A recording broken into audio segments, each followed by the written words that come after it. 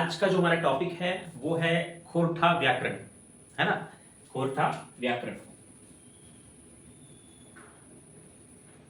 खोरठा व्याकरण, ठीक है। और कुछ चीजें मैं आपको क्लियर कर देता हूं पहले कि हम ये मान के चल रहे हैं कि आप अगर खोरठा व्याकरण पढ़ रहे हैं, ठीक है, तो आपने क्लास 10th 9th 10th में हिंदी व्याकरण आपने पढ़ा होगा, ठीक है। तो हिंदी व्याकरण में अगर आपने पढ़ा होगा तो कुछ चीजें आपको पता होंगी, है ना। अगर आपको कुछ चीजें पता है, सारी चीजें तो मैं नहीं कह सकता कि आपको सारी चीजें पता होंगी, कुछ चीजें आपने व्याकरण में पढ़ी होंगी, ठीक है।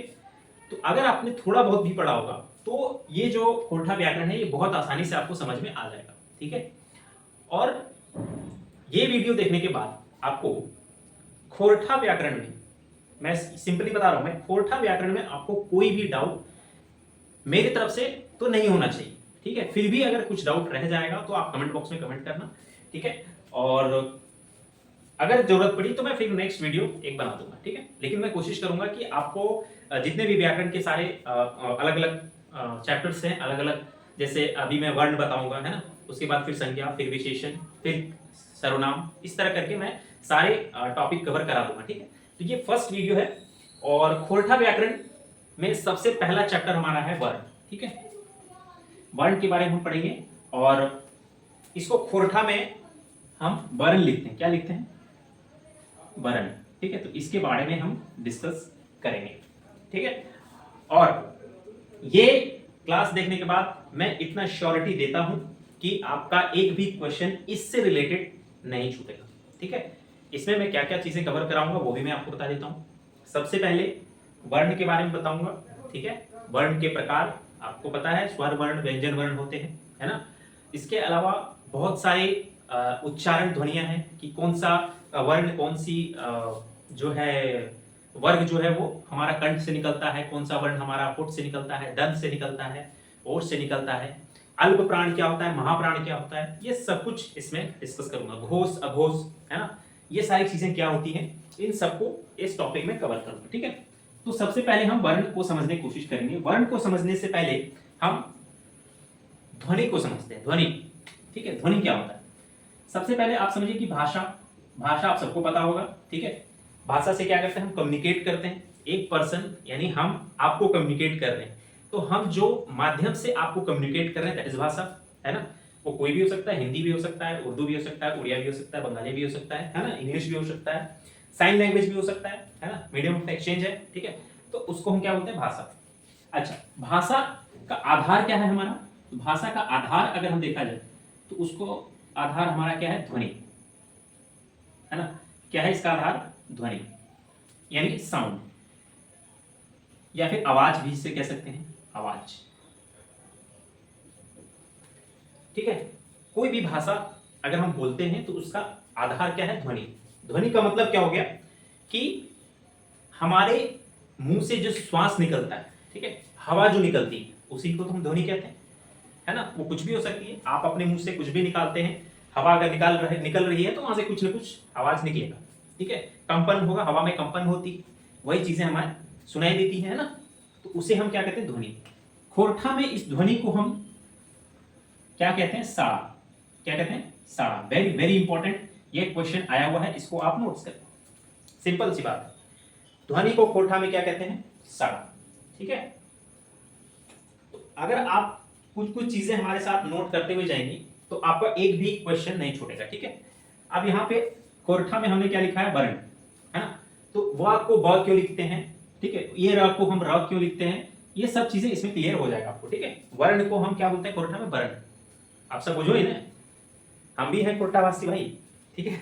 तो जो भी खोरठा है या फिर जो भी व्याकरण अभी पढ़ रहे हैं, ठीक है, तो ये मान के चलिए हमें भी खोरठा आता है, ठीक है।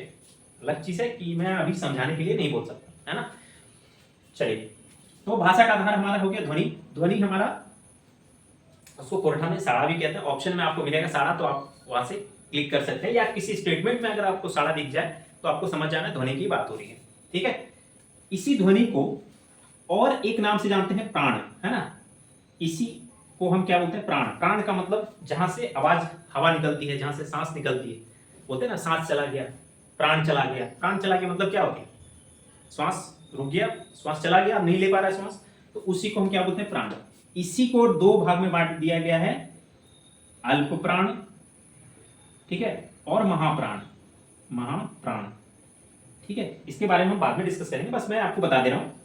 अल्प प्राण और महाप्राण, ठीक है। अल्प प्राण मतलब, अल्प मतलब क्या होता है, छोटा यानी कम, तो अल्प प्राण जिसमें कम हवा निकलती हो, महाप्राण जिसमें ज्यादा हवा निकलती हो, है ना।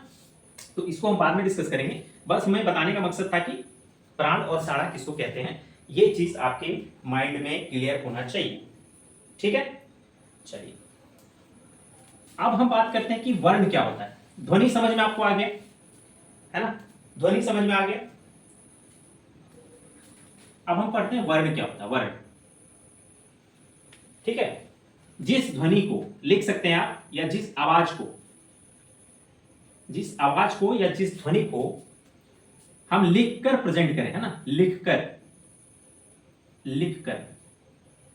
जिस ध्वनि को हम लिख सकते हैं वही हमारा क्या है, उसी को वर्ण बोलते हैं, उसी को वर्ण बोलते हैं। जैसे अगर मैं क कह रहा हूं, क, तो हम अगर क को लिख पा रहे हैं दैट इज वर्ण, है ना। अ दैट इज वर्ण, ई दैट इज वर्ण।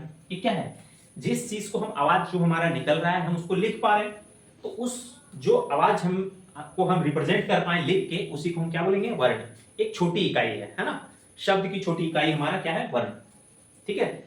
अब बहुत सारी बातें मैं आपको बता रहा हूं, ठीक है, मैं बोल रहा हूं, मैं आपको डेलीगेट कर रहा हूं, तो उसको अगर हम लिख के रिप्रेजेंट करें, ठीक है, तो वही हमारा वर्ण कहलाएगा, किसमें, हिंदी में, है ना, हिंदी में, खोरठा में, उसी को हम वर्ण बोलते हैं, ठीक है।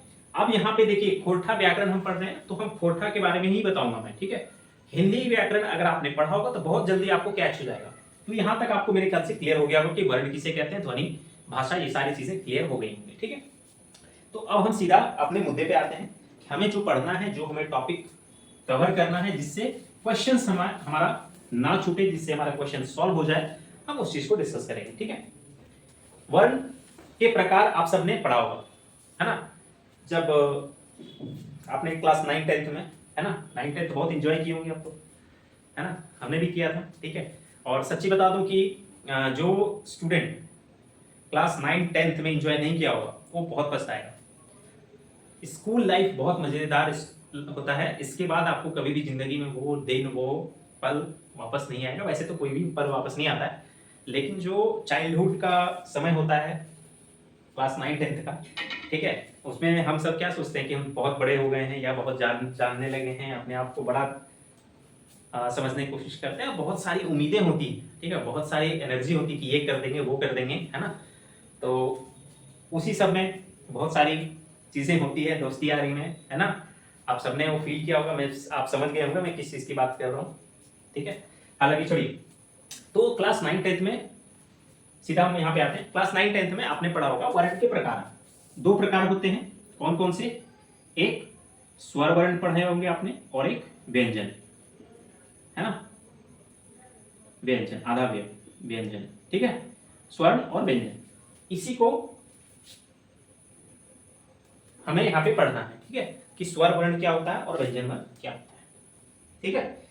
खोरठा में इसको आधा सौ को पूरा लिख देते हैं, स्वर, और यहाँ पे व्यंजन, व्यंजन की जगह क्या हो जाएगा, व्यंजन। आप एक चीज नोटिस कर रहे होंगे कि हम जहां जहां व है वहां वहां ब लिख रहे हैं ना, तो इसके बारे में भी हम डिस्कस करेंगे। तो यहाँ पर भी वर्ण के कितने प्रकार हैं, दो, ठीक है। अगर क्वेश्चन आ जाए कि वर्ण के कितने प्रकार हैं खोरठा में, तो आपको दो, स्वर वर्ण को भी दो भागों में बांटना है, ठीक है।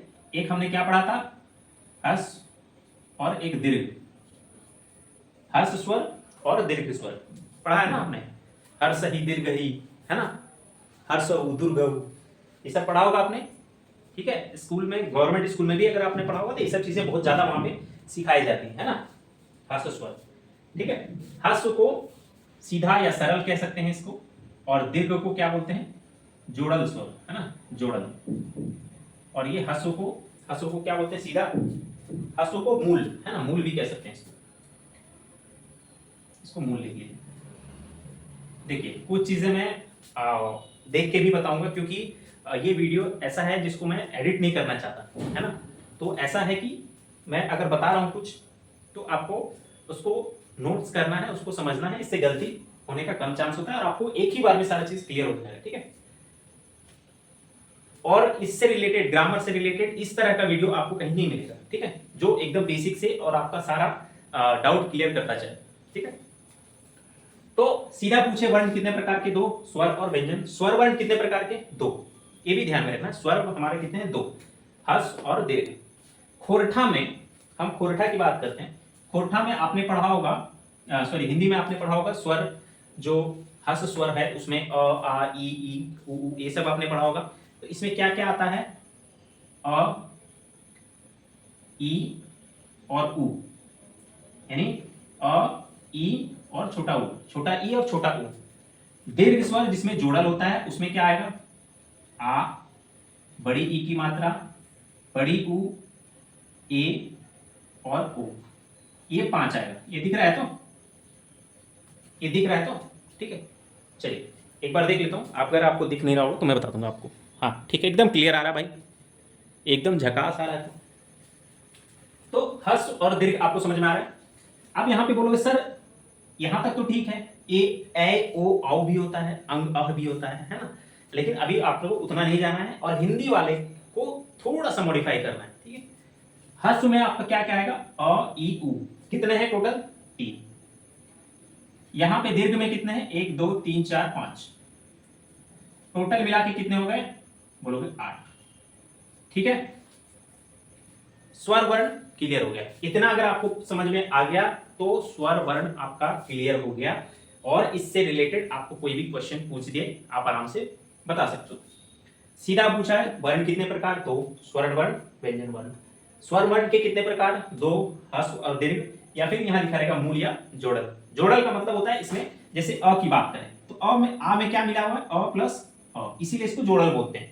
अगर हम इसको उ की, बड़ी उ की मात्रा बात करते हैं तो इसमें क्या मिला हुआ? अ के साथ उ, इसमें ओ है ना, अ ओ या ओ के मिलके औ बनते हैं, तो ठीक है, इसमें जुड़ा हुआ है, यानी एक संयुक्त स्वर, सिंगल स्वर से नहीं है, ये डबल स्वर इसमें एडेड है, ठीक है। तो इसीलिए इसको जोड़ल स्वर बोलते हैं, ठीक है। तो स्वर वर्ण कितने? 2 प्रकार के हैं। टोटल हमारा स्वर कितने हैं? खोरठा में टोटल स्वर कितने हैं? 8। Very very very important. कौन कौन से हैं ये भी मैंने आपको बता दिया, कहीं नहीं मिलेगा, आपको ढूंढ लेना, ठीक है। स्वर वर्ण कितने हैं? टोटल 8। कौन कौन से हैं? क्लियर हो गया? यहां से कोई भी डाउट? ठीक। अगर मैं पूछ दूं कि ए कौन सा स्वर है या कौन कौन सा वर्ण है, तो आपको सीधा बोलना सर स्वर वर्ण है। स्वर वर्ण में भी अगर कोई पूछ दे कौन सा वर्ण है, तो आपको जोड़ल वर्ण, जोड़ल स्वर वर्ण है ना, या दीर्घ है। दीर्घ तो नहीं देखने को मिलेगा, अगर कोठा में आप अगर एग्जाम देने जाओगे तो वहां पे जोड़ल मिलेगा, है ना, ठीक है। अगर मैं पूछ दूं ये वाला कोठा में प्रयोग होता है या नहीं, आप क्या बोलोगे? नहीं। ये हमने कहीं लिखा है क्या? नहीं। अगर मैं पूछ दूं क्या औ भी तो एक स्वर है, ये तो व्यंजन में हमारा जाएगा नहीं, स्वर में ही है, तो क्या ये खोरठा में प्रयोग होता है? नहीं होता। खोरठा में डबल ओ की मात्रा प्रयोग नहीं होता है, ये भी प्रयोग नहीं होता है, ये भी प्रयोग नहीं होता है। यहां तक क्लियर है? यहां से कोई क्वेश्चन अगर आता है तो आपका गलती नहीं होना चाहिए, ठीक है। अगर मैं पूछ दूं कि क में कौन सा स्वर है, ठीक है, क में कौन सा स्वर है, आप सीधा बोलोगे सर इसमें मूल स्वर हमारा है, यानी हर्ष स्वर है, हर्ष। क्यों? क्योंकि क किससे बना हुआ है? आधा क प्लस इसमें अ की मात्रा है, और जब भी लग गया तो कहां पे आएगा? ठीक है। तो ये चीजें आपको पता है। अगर मैं पूछ दूं को में कौन सी मात्रा है, तो आप सीधा बोलोगे सर को, क जोड़ ओ की मात्रा, तो ओ की मात्रा हमारा कहां पे? दीर्घ में, यानी जोड़ल में, तो आप यहां से निकाल सकते, है ना। तो ये चीजें मेरे ख्याल से आपको क्लियर हो गई होंगी कि हर्ष स्वर और दीर्घ स्वर कौन सा है, आराम से पकड़ लोगे। यहां से क्वेश्चन अगर आया तो छूटेगा नहीं, ठीक है। टोटल स्वर कितने हैं? 8। वेरी इंपॉर्टेंट है, इसको स्टार मार्क कर लीजिएगा, ये क्वेश्चन आया हुआ है और आता रहेगा कि खोरठा में कितने स्वर होते हैं, कितने स्वर हो? 8, ठीक है। चलिए अब हम आते हैं व्यंजन में, ठीक है। व्यंजन में बहुत बहुत ज्यादा इंपॉर्टेंट है व्यंजन, और इसमें बहुत सारा डाउट्स भी होता है लोगों को, ठीक है। तो इसको थोड़ा सा अच्छे से समझिएगा, ठीक है। व्यंजन वर्ण, ठीक है। व्यंजन वर्ण में आपको 3 भाग में डिवाइड करना है। कौन कौन सा? एक है स्पर्श, ठीक है, एक है अंतस्थ,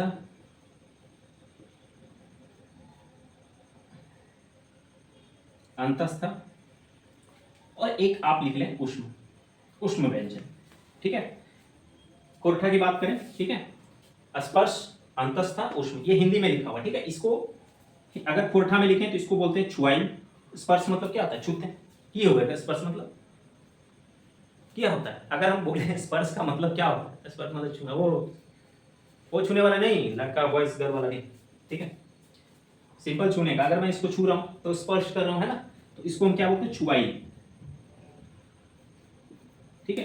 अगर व्यंजन पूछा जाए तो कौन सा? छुआई व्यंजन, ठीक है। अंतस्थ, अंतस्थ, अंतस्थ मतलब अंत मतलब भीतर, है ना, तो इसको बोलते हैं भीतर, ठीक है। तो उल्टा लिख दिया हमने, भीतर, ठीक है, जो भीतर। इसमें स्पर्श व्यंजन में क्या क्या आता है तो आपको पता होना चाहिए। स्पर्श व्यंजन अगर आपने पढ़ा होगा, ठीक है, बच्चों वाली क्लास में अगर आपने पढ़ा होगा तो आपको याद होगा। किनको क ख ग पूरा याद है? क से लेकर अंतस्थ, य र ल व तालिश मुदर्स दंस ह, यहां तक किसको याद है? सबको याद है? अभी लिखने दे दूंगा तो गड़बड़ा जाओगे, ठीक है। स्पर्श व्यंजन में क्या क्या आता है तो सारा क वर्ग, क के बाद क्या आता है? च वर्ग, फिर ट वर्ग, फिर त वर्ग, और ये प वर्ग। अब इसका मतलब क्या है भाई? यहां दिखाई दे रहा है? तो प वर्ग तक नहीं दिखाई दे रहा, चलिए ठीक है, ऊपर लिख देता हूं मैं। ये स्पर्श व्यंजन की बात कर रहे हैं, ठीक है, इसकी बात कर रहे हैं स्पर्श की। तो क्या हो जाएगा? क वर्ग, और क के बाद च वर्ग, ट वर्ग, ठीक है। उसके बाद हमारा क्या था? त वर्ग और प वर्ग, ठीक है। क वर्ग में हमारा क्या क्या आएगा आप सबको पता होगा। क, ख, ग, घ, ङ, यही तो पढ़े थे। कितने इसमें? 5 खड़ी है ना, 5 वर्ग है इसमें, 1 2 3 4 5। उसी तरह च, छ, ज, झ, ये सब चीजें बताने की बहुत ज्यादा मैं महत्व नहीं समझता, क्योंकि ये सब टाइम किल करेगा। तो सब में कितने कितने हैं? इसमें भी 5 है, इसमें भी 5 है, इसमें भी 5 है, इसमें भी 5, प फ ब भ म, ट ठ ड ढ न। ये सब चीजें आपको ध्यान में रखनी। कितने हो गए टोटल? तो आप बोलोगे सर 5 है, 1 2 3 4 5, तो 5 पंचे कितना हो गया? 25। अगर क्वेश्चन आता है कि स्पर्श व्यंजन यानी छुआई व्यंजन में कितने वर्ण हैं, तो आप कितना लगाओगे? 25। क्लियर है यहां तक? कोरठा में भी 25 है, हिंदी में भी 25 है, कोरठा में भी 25 है। अंतस्थ, अंतस्थ आपको याद होगा, अंतस्थ य र ल व, ये 4 है। इसमें कितने हैं टोटल? 4। तो स्पर्श में कितने हो गए? आप बोलोगे सर 25, ठीक है। अंतस्थ में कितने हो गए? 4। और उष्म व्यंजन क्या? उष्म व्यंजन में, जिसमें उष्म मतलब क्या होता है? गर्म, है ना, गर्म हवा जिसमें निकले, तो उष्म, उष्म मतलब होता है गर्म। तो जिस वर्ण को बोलने से गर्म हवा निकले उसे हम उष्म व्यंजन कहते हैं। जैसे तालिब श, मूर्धन्य स, दंत स, ह, इस सब में अंदर से हवा आई। तो यहां पे हमारा कितना है? तालिब श, मूर्धन्य स, दंत स और ह, है ना, ह। लेकिन यहां पे क्या है? ये दोनों श का प्रयोग हमारा कोरठा में नहीं होता है, ठीक है। बहुत बहुत इंपॉर्टेंट बात मैं आपको बता रहा हूं, ठीक है, इसको ध्यान रखिएगा। ये वाला जो तालिब श, मूर्धन्य स है, इसका प्रयोग कोरठा में नहीं होता है, कहीं भी नहीं प्रयोग करिएगा, ठीक है। यहां पे हमारा सिर्फ ये वाला स प्रयोग होगा। जहां पे ये स आपको लगे कि हाँ ये वाला तालिब श होगा, मूर्धन्य स होगा, वहां पे ये दंत स लगना है। दंत स क्यों बोलते हैं इसके बारे में भी बताऊंगा। कौन सा स लगाना है? ये वाला, है ना, सरकार वाला स, सरकार, वही वाला स। तो कितने इसमें? 2, है ना। तो उष्म व्यंजन में कितने हो गए? 2। टोटल कितने हो गए? काउंट कीजिए, 25 4 29 30 31। खोरठा में व्यंजन कितने होते हैं, या कितने टोटल व्यंजन कितने होते हैं? तो आपको सीधा लगाना है कितना? 31। ये भी ध्यान में रखना है, स्पर्श में कौन सा है, अंतस्थ में कौन सा है, उष्म में कौन सा है। बोलिए यहां तक कोई दिक्कत, यहां तक कोई दिक्कत? ठीक है। अब कन्फ्लिक्ट कहां पे होता है, ये क्वेश्चन स्टार मार्क है, ठीक है, यानी इंपॉर्टेंट है, ध्यान में रखिएगा। कन्फ्लिक्ट कहां होता है? कभी कभी क्वेश्चन को घुमा के पूछ दिया जाएगा कि व्यंजन, टोटल व्यंजन कोरठा में कितने हैं, ठीक है, तो आपको 31 भी देगा, ऑप्शन मान लीजिए 31 है, 29 है, 21 लिख दिया ना, चलो कोई बात नहीं, 31 कर देते हैं, और 27। कौन सा ऑप्शन सही होगा? आप बोलोगे सर आपने तो बताया था 31, 31 आपने मार के आए, जब आपसे आंसर मिलाया तो आपका ऑप्शन में 29 था, सर आपने तो गलत बता दिया। नहीं, अब आप देखिए, जब आपसे सिर्फ पूछा जाए कुल कितने हैं, कुल व्यंजन कितने हैं, 31 लगाना है। कितना लगाना है? 31, ये कुल है। लेकिन अगर पूछा जाए मूल व्यंजन कितने हैं, मूल व्यंजन, मूल व्यंजन कितने हैं, है ना, मूल व्यंजन कितने, तो मूल व्यंजन में 29, कि सर 29 हुआ, इसका मतलब 2 कम हो गया, कौन से 2 कम हुआ, तो भैया यहां पे आप आ जाइए, एक आपका ये, एक आपका ये दोनों 25 में से कट जाएगा, यानी ये 29 कैसे बना, तो ये 25 में से 2 कट जाएगा, 23, फिर 4, फिर प्लस 2, टोटल कितने हो गए? 29। तो मूल व्यंजन अगर पूछा जाए कितना लगाना है? 29, क्योंकि ढ ढ हमारा क्या हो जाएगा? आउट हो जाता है, ठीक है, ये इसमें इंक्लूड नहीं रहता है। यहां तक कोई डाउट है तो आप बता सकते हैं, ठीक है, यहां तक मेरे ख्याल से क्लियर हो जाना चाहिए, ठीक है। चलिए अब हम आते हैं ध्वनि पे। कुछ क्वेश्चंस भी मैं आपको दूंगा, ठीक है, उस क्वेश्चंस को भी करने हैं। अरे यार इसको मिटा दिया मैंने, चलो कोई बात नहीं, थोड़ा तो है। च वर्ग, ट वर्ग,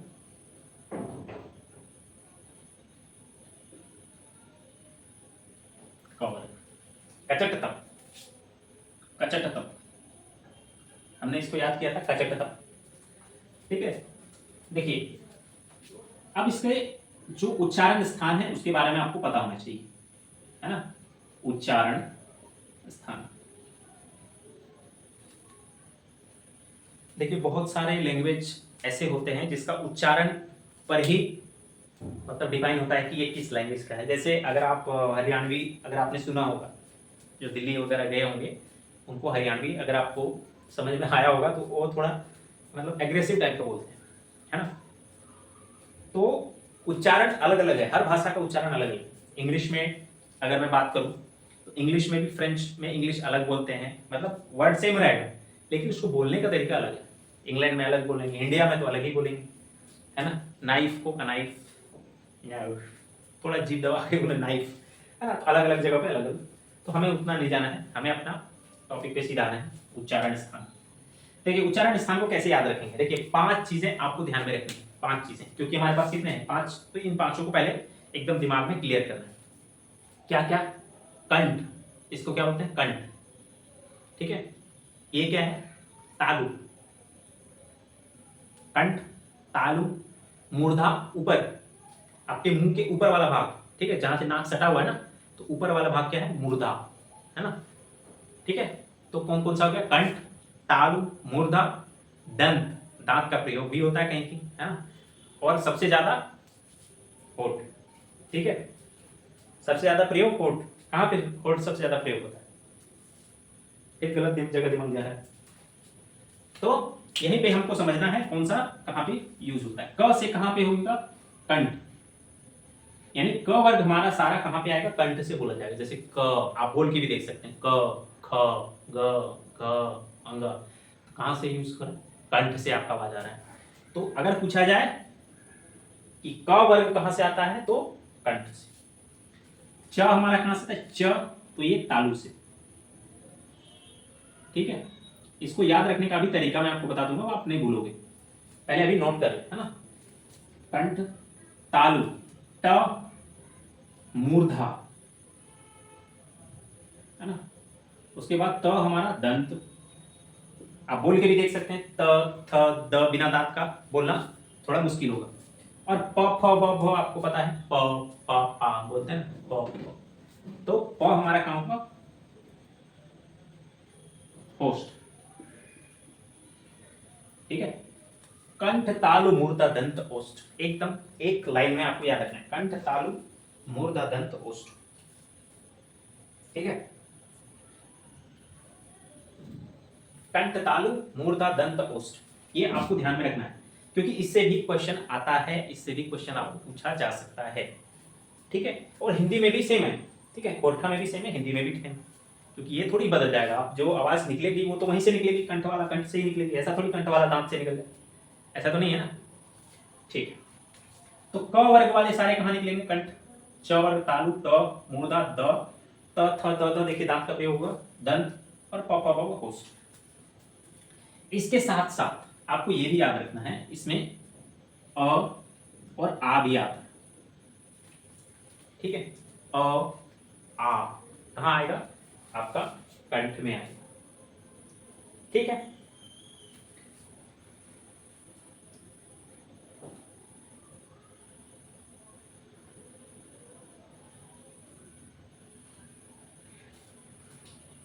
यहां पे आ जाएगा य, और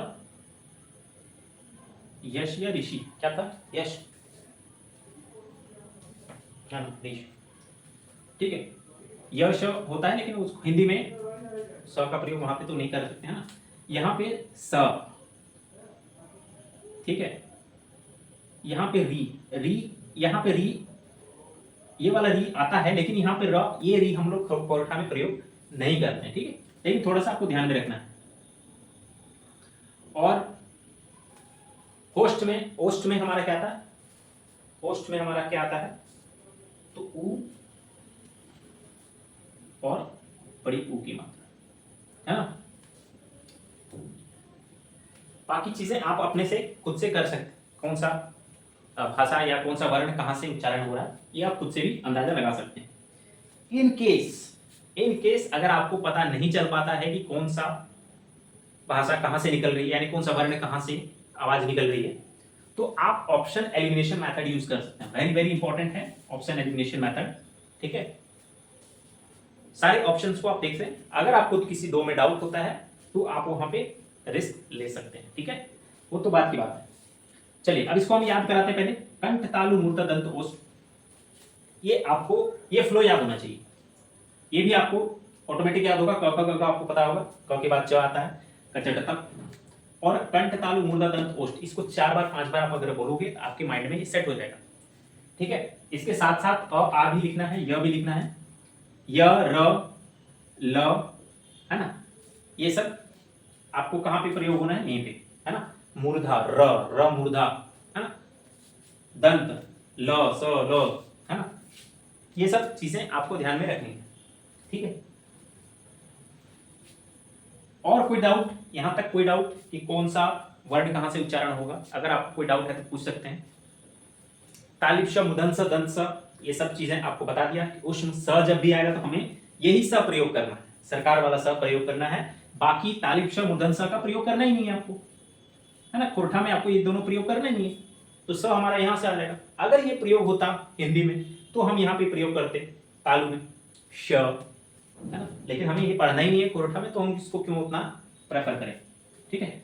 तो मेरे ख्याल से सारे वर्ण जितने भी हमारे 8 हमारे स्वर हैं और 31 हमारे व्यंजन हैं, ठीक है ना। तो ये सारे हमारे कहां कहां से उच्चारण होंगे, ये मेरे ख्याल से आपको पता चल गया होगा, ठीक है। चलिए अब हम क्या करते हैं, प्राण की बात करते हैं। प्राण, ये क्लियर हो गया, इसको नोट कर लिया आपने, ठीक। अब हम अल्प प्राण और महाप्राण, इसके साथ साथ हमारा घोष और अघोष। प्राण की हमने बात किया था कि प्राण कौन कौन सा है, तो आपने क्या दो चीजें हमने बताई थी, अल्प प्राण और महाप्राण, कि सर इसको पढ़ना क्यों जरूरी है, तो भैया इसको पढ़ना इसलिए जरूरी है क्योंकि ये आप हिंदी में भी पढ़े होंगे, अगर आपने हिंदी में नहीं पढ़ा होगा तो यहाँ पढ़ लीजिए, क्योंकि इससे भी क्वेश्चन पूछा गया है और पूछा जाता है, इसीलिए हम आपको बता रहे हैं। ठीक है, प्राण का मतलब मैंने बताया था हवा, है ना, सांस, प्राण जाता है ना, प्राण जाए पर वचन न जाए, है ना, प्राण जाता है तो क्या होता है, श्वास बंद होता है ना। ठीक है, तो प्राण यानी हवा, जब भी हम कोई चीज बोलते हैं तो उसमें क्या होता है, हवा का प्रयोग होता है, हवा में कंपन होती है, वही हमें सुनाई देती है। तो अल्प प्राण मतलब क्या हो गया, जिसमें कम हवा निकले, महाप्राण जिसमें ज्यादा हवा निकले। ठीक है, तो अल्प प्राण में कौन कौन से वर्ण आएंगे, तो आपको ध्यान में रखना। अल्प में आएंगे 1, 3 और 5। इसको कैसे याद रखते हैं, देखिए हमको कैसे याद है। ठीक है, महाप्राण में बचे कौन, 4, 2 और 4। क्लियर है यहां तक। अल्प प्राण में 1, 3, 5 और महाप्राण में 2, 4। क्या है सर 1, 3, 5 और 2, 4, ये भी मैं आपको बता देता हूं। जैसे क वर्ग हम बोलते हैं, क वर्ग में क्या क्या आता है, क, ख, ग, घ और इसका रैंकिंग कितना, 1, 2, 3, 4, 5। उसी तरह च, छ, ज, झ, य, इसका भी रैंकिंग वही है, 1, 2, 3, 4, 5, है ना। तो अल्प प्राण में आप देखोगे 1, 3, 5 यानी 1 नंबर पे जो है वो, 3 नंबर पे है वो और 5 नंबर पे है वो, ये हमारा अल्प प्राण में है। महाप्राण में बच गया कौन सा, 2 और 4, तो महाप्राण में। अब इसको याद कैसे रखेंगे, आप यहां पे देखिए अल्प लिखा हुआ, अ सबसे पहला स्वर का सबसे पहला अक्षर अ है, तो इसके बदले हमने क्या लिख सकते हैं, 1। ल कैसा बना हुआ है, 3 के शेप जैसा है। ठीक है, 3 के शेप जैसे, इसलिए 3। प 5, अल्प 1, 3, 5, इससे बेहतर तरीका हो ही नहीं सकता याद रखने का, कोई कंफ्यूजन नहीं है अल्प प्राण में 1, 3, 5। ठीक है, इसके एप्लीकेशंस भी बताऊंगा, मतलब इससे किससे क्वेश्चन पूछा जाता है वो भी मैं आपको बताऊंगा। ठीक है, धीरज रखिए, थोड़ा सा पहले समझने की कोशिश कीजिए। ठीक है, महाप्राण में हमारा क्या आ गया, 2 और 4। क्लियर है यहां तक। ठीक है, इसके साथ साथ यहां पे क्या आ जाएगा, सारे स्वर इसमें आ जाएंगे, जितने भी स्वर हैं हमारे कोरठा में, जितने भी स्वर हैं वो सारे इसमें आ जाएंगे। इसके साथ साथ य, र, ल और व। ठीक है, ब तो इसमें आ गया, है ना, 3 नंबर में आ जाता तो वो लिखने की जरूरत नहीं है, य, र, ल, व। ठीक है, और यहां पे हमारे स, जितने भी श हैं, स और ह भी लिख सकते हैं आप, है ना, स और ह। तो अल्प प्राण और महाप्राण यहां तक क्लियर हो गया हो कि किसे अल्प प्राण कहने हैं, किसे महाप्राण। ये हमारे अल्प प्राण में आते हैं और ये हमारे महाप्राण में, जो बच गए वो महाप्राण में। ठीक है, इसका एक एग्जांपल मैं आपको दे देता हूं, जैसे क्वेश्चन अगर मैं इससे एक क्वेश्चन मैं आपको दे दूं तो आपको एकदम क्लियर हो जाएगा कि अल्प प्राण और महाप्राण में कौन सा सही है।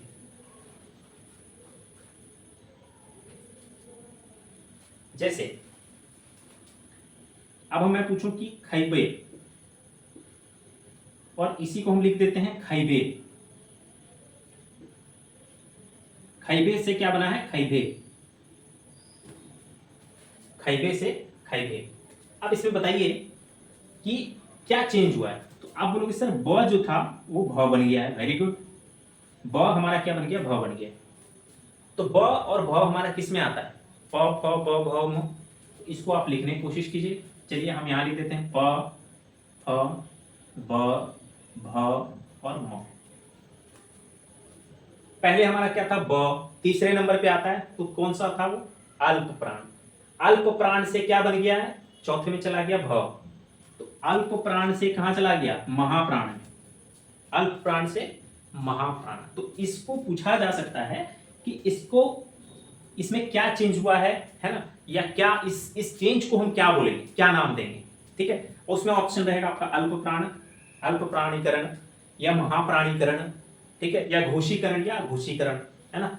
तो आपको सीधा समझ में आना चाहिए कि 3 से 4 जा रहा है, यानी 3 से 4 जा रहा है, तो क्या हो जाएगा, ये महाप्राणीकरण हुआ है ना, यानी महाप्राणी में चेंज हुआ है। यही अगर उल्टा हो जाता है ना, यही अगर उल्टा हो जाता है, जैसे जैसे एक एग्जांपल और हम लेते हैं,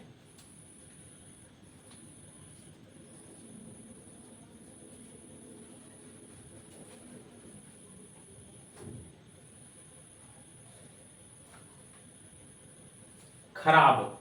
जैसे एक एग्जांपल लेते हैं खराब, खराब, और इसको हम कर दें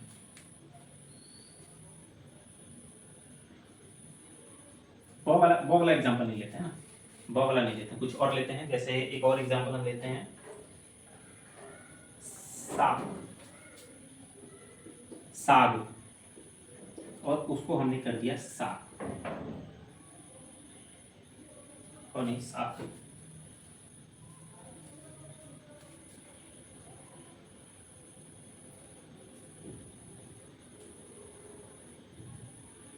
ठीक है, साग से हमने क्या कर दिया साग। तो ग है, ग किसमें है, तो आप बोलोगे क ख ग तीसरे नंबर पे आता है हमारा, और ये हमारा दूसरे नंबर पे, तीसरे से दूसरा जा रहा है। तो तीसरे से दूसरा मतलब क्या हो रहा है, यहाँ पे भी महाप्राणी का। इसी का उल्टा अगर मैं बोल दूं कि साग से साग बन रहा है, तो आप बोलोगे अगर ये उल्टा लिखा रहता है, जैसे अगर मैं पूछूं कि साग, साग, साग से हमारा साग बना, तो ख से हमारा क्या बना ग, यानी दो से क्या बन गया तीन। तो दो से तीन में जा रहा है, तीन में जा रहा है, तो क्या क्या कहलाएगा ये अल्प प्राणीकरण, अल्प प्राणीकरण, ये अल्प प्राणीकरण हुआ है, यानी दो से तीन में जा रहा है। तो ये चीजें मेरे ख्याल से आपको थोड़ी थोड़ी पकड़ में आ रही है। जब इसका क्वेश्चंस करेंगे, ठीक है, जब इसके क्वेश्चंस आएंगे तो आपको और क्लियरिटी आएगी। ठीक है, यहां तक क्लियर हो गया कि अगर हम इससे इसमें आते हैं तो महाप्राणीकरण, इससे उसमें जाते हैं तो यानी नीचे से ऊपर जाते हैं तो क्या कहलाएगा अल्प प्राणीकरण। मेरे ख्याल से यहां तक क्लियर हो गया होगा। ठीक है, अल्प प्राण महाप्राण क्लियर हो गए। ठीक है, अब थोड़ा सा हम घोषीकरण और अघोषीकरण भी कर लेते हैं, उसके बाद ये चैप्टर खत्म है, उसके बाद इसमें कुछ है नहीं। ठीक है,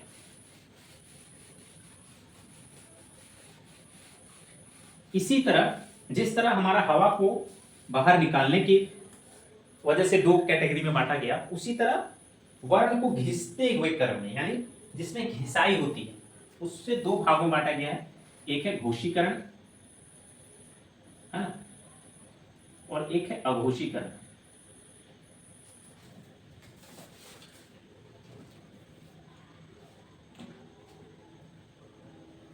घोषीकरण, घोष लिख देते हैं पहले, घोष अघोष तब बाद में घोष और अघोष, वही सेम है ना, सेम है अल्प प्राण और महाप्राण में। ठीक है, घोषीकरण और अघोषीकरण भी हमारा सेम। ठीक है, जैसे मैंने बताया था यहां पे क्या क्या आएगा 1 2 और यहां पे 3 4 5, इसमें भी सारे स्वर हैं,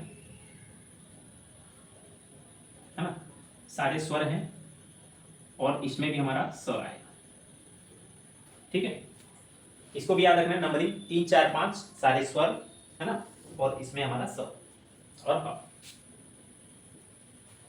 अब इसको कैसे याद रखेंगे, इसमें भी हमारा क्या है अ है तो पहला यहां आएगा, दूसरा यहां, ये याद रखना पड़ेगा थोड़ा सा, क्योंकि अघोष में 1 और 2 आएगा और घोषीकरण में 3 4 5 आएगा।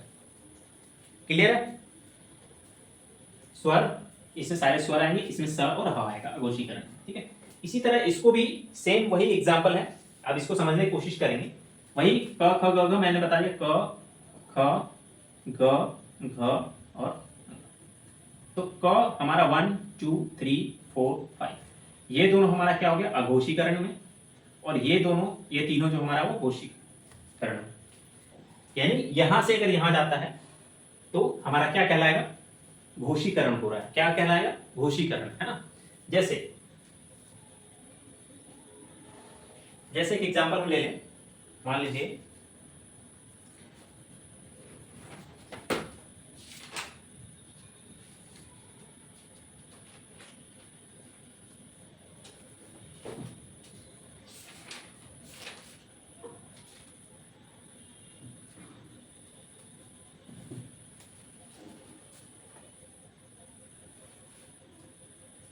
भगत, और उसको हम बोलेंगे भक्त, भगत या भक्त। तो भगत से भक्त हुआ। आप बताइए, आप खुद से बताइए, घोषीकरण हुआ या अघोषीकरण?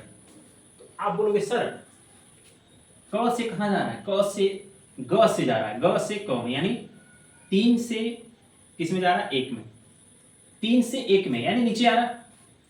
ये 3 है, 3 से 1 में जा रहा है, किस में जा रहा है, घोषीकरण। सीधा लिख देना है, अघोषीकरण हुआ, अघोषीकरण। कोई दिक्कत, कोई परेशानी नहीं, ठीक है। इसी का उल्टा अगर पूछता है भगत से भगत गया है, तो आप क्या कर दोगे उसको, अगर ये भगत, भगत से भगत हुआ, तो ये क्या हो जाएगा, घोषीकरण। घोषीकरण होगा तो एक बार देखिए तो, क हमारा कितने पे, 1, ग हमारा कितने पे, 3, 1 से 3 जा रहा है, 1 से 3 यानी ऊपर जा रहा है, तो ऊपर में क्या है, घोषीकरण। सिंपल सा है, सिंपल सा फंडा है, घोषीकरण अघोषीकरण आपको समझ में आ गया होगा।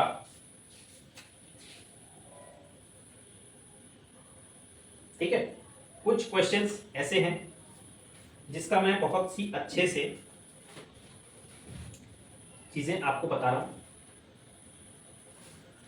जैसे मैंने 2-3 चीजें आपको बताई कि तालिब श, मूर्धन स, ये दोनों रहे, उसके जगह क्या प्रयोग करना है, स। एक याद रखिए, छ की जगह क्या प्रयोग करना है, छ। वेरी वेरी इंपॉर्टेंट चीज बता रहा हूं, इसको लिखते चलिए। ये तो हो गया घोषीकरण अघोषीकरण, बहुत ज्यादा इसमें नहीं जाना, ठीक है। इतना अगर आपको समझ में आ गया तो इससे ज्यादा आपको ज्यादा डिटेल में नहीं जाना, ठीक है। क्या क्या चीजें हैं वो मैं आपको दिखा दे रहा हूं। श को स लिखते हैं, छ को ये छ लिखते हैं, इसके साथ साथ व को क्या लिखते हैं, ब, है ना। री को क्या लिखते हैं, री को यही वाला र, है ना, इसी में री लगा देते हैं, सिंपल सा र, यानी सीधा सीधा हमको जो यूज करना है वही लिखना है, ठीक है। य को क्या लिखते हैं, य को ज, है ना।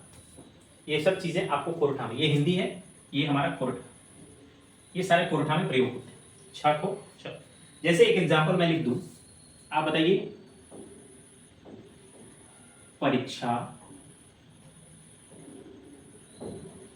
परीक्षा,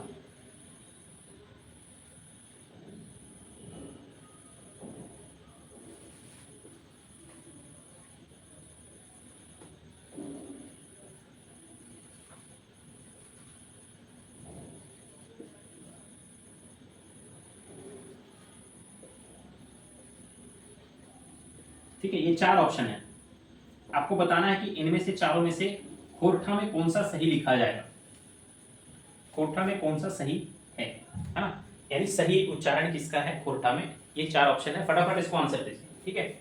इसका आंसर दीजिए। एक क्वेश्चन ये हो गया। दूसरा मैंने कहा था ध्वनि को क्या बोलते हैं, साड़ा, वो भी ध्यान में रखना है। इसके साथ साथ ध्वनि को कोरठा में क्या बोला जाता है, साड़ा। भाषा किसका देन है, तो भाषा हमारा दूसरा चीजें लिख लें, भाषा किसकी देन है, किसकी देन है। ऑप्शन संस्कृति या सभ्यता, दो ही ऑप्शन लेते हैं, संस्कृति या सभ्यता या जन समूह, एक और लिख लेते हैं, जन समूह या देश। भाषा किसकी देन है,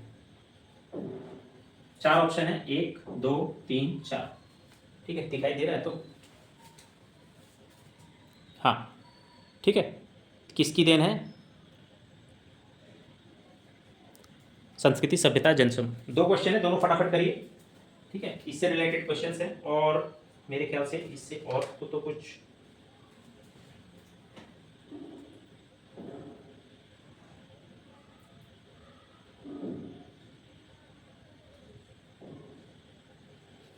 इतना काफी, ठीक है।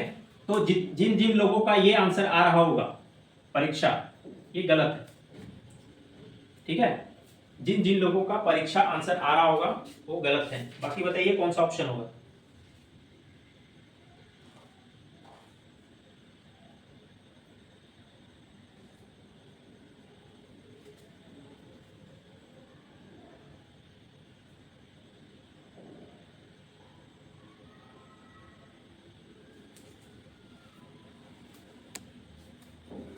ठीक है, कौन कौन सा होगा?